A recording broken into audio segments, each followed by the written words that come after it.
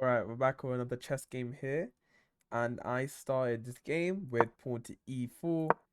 My opponent has pawn to c6, and I respond with putting two pawns on the center, d4, and he responds by attacking my e pawn, and I wait it out. I don't take it. I develop my knight, and then he pushes another pawn, opening up his dark square bishop as well. I like to add, and I get my other knight in, and I've got a solid opening so far.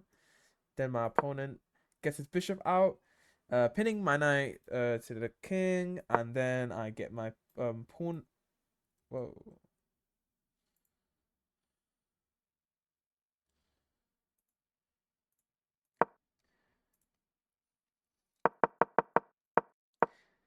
And then I get my light square bishop out, protecting this pawn. Because what I don't want to happen is that he takes my knight, I take back, and then he takes this pawn here, then attacking my knight, which is not that good. So I have put this bishop here for reinforcement for that pawn. And yep, he did what I said he would do, and he takes the knight, I take back, and he pushes another pawn down, which I'm pretty sure this wasn't a good move. I'm not too sure.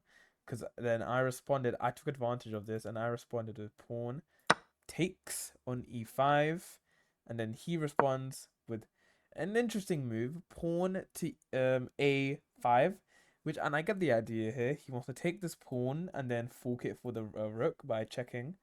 Um, but of course I can see that. So then I responded with bishop to d two, maybe b2 would have been good as well. I'm not too sure, but because there are three pieces stacked upon each other, which isn't the greatest, but yeah, I don't think this is too bad at the end of the day because I was planning to do a discovered attack by moving my pawn to c4, attacking the queen. He might have not noticed that, but we don't know because he moves his queen back. I don't know if that was a good move, honestly, because you're undeveloping your queen unless you're trying to redirect it to this right side of the board now. But regardless, I castle. He pushes his pawn down again, blocking his queen, by the way, from going to the right side of the board. He wants to attack these double stacked pawns, and I respond by just taking. You know, I might as well take. I'm up a little bit of material, so I took, right? I'm up one pawn, and he takes with his knight. I do a simple move to get rid of this triple stack, get this bishop in the game a little bit more, pinning the knight to the queen. He again tries to attack with his pawn, and I take the knight. He takes back with his queen. Then I push my pawn, attacking the queen. Now he moves his queen to e6. Um, okay, that's a decent move. He's oh, I don't know if that was the best move in the world, but that is a move. I put more like defense on that pawn by moving my rook, and he now moves his queen up to f7.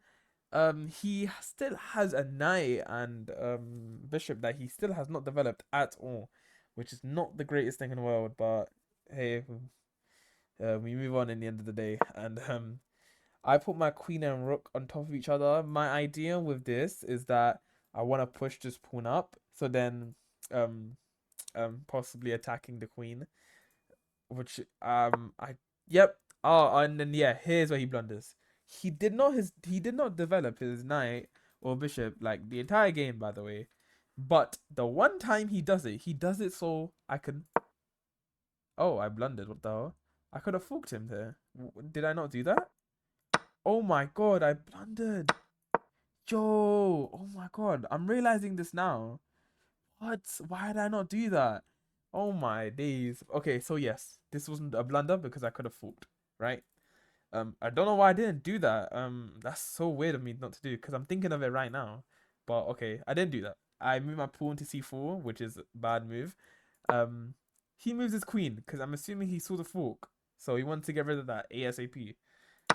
I take, he takes.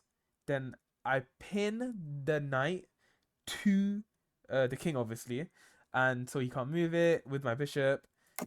He castles to unpin it, but then I still just push my pawn up, attacking the knight. He moves his knight. Now this is a good move by him because if I do get my pawn up there to promote it, he now has a rook and a knight on that square, which is not the best thing in the world. But what I did realize is that if I do push this pawn, I am actually attacking the rook. And because of my light square bishop here, he can't move his rook here because then I just take, right? He does have a knight here still because after he moves his rook down, protecting it and then attacking my pawn. Yeah, I promote, sorry. And the idea was it's just that he's gonna I'll be able to win a knight because he will take and then I'll simply take his knight for a pawn, which is a very good deal. And also it leads to this very deadly fork right here. Sorry, not fork, skewer. And for some reason I was very surprised when this happened. He does this. Yo, like I'm being so serious right now.